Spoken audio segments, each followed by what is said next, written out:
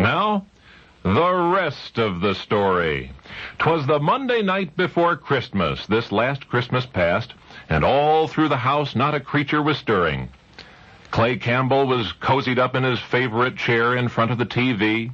In his hometown, Garden City, Kansas, all was calm, all was bright. When out on the lawn, there arose such a clatter that Clay rose from his chair to see what was the matter.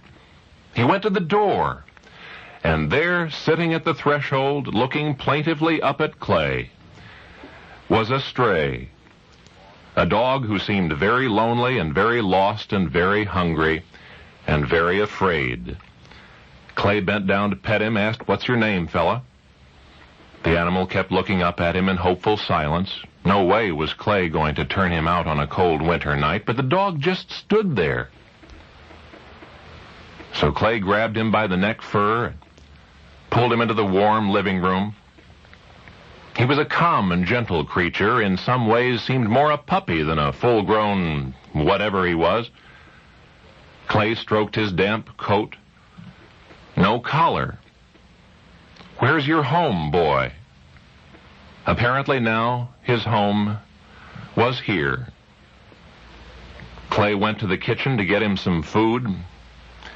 While he was gone, his visitor, as if to say, "I won't be any trouble," went to the hallway and curled up in a corner. Clay found him there, and there he stayed, warm and content. 3 hours later, Clay yawned and turned off the TV. Time for bed, time to take his new friend out to a comfortable backyard shed for the night. So once again he took the big old boy by the scruff of his neck and led him off. "I'll leave you plenty of food and water," Clay promised. And just before he closed the door, he called back into the darkness, "I'll try to find your master in the morning." But this is the rest of the story. Once upon a time, there was a fearsome creature vilified in fairy tales, hated and hunted in real life. Once upon a time, there was a dreaded predator who came to symbolize ruthless cunning. So feared was he, in fact, that the folklore of innumerable cultures describes him in supernatural proportions. Yet the human apprehension of this animal we now know is largely irrational, something traceable to the very fairy tales in which it was so frequently and so unfairly maligned. The big, cold, hungry puppy that showed up on Clay Campbell's doorstep last Christmas is just one more example. For that animal was no puppy, was not even a dog. He just seemed that way to Clay.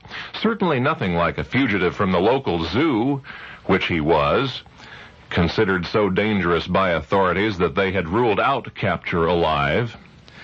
That is until Clay dragged him into his home, petted him, and fed him, only to learn the following morning that he was returning to its rightful owners, safe and sound, a full-grown 120-pound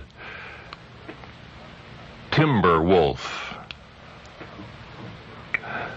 And now you know the rest of the story.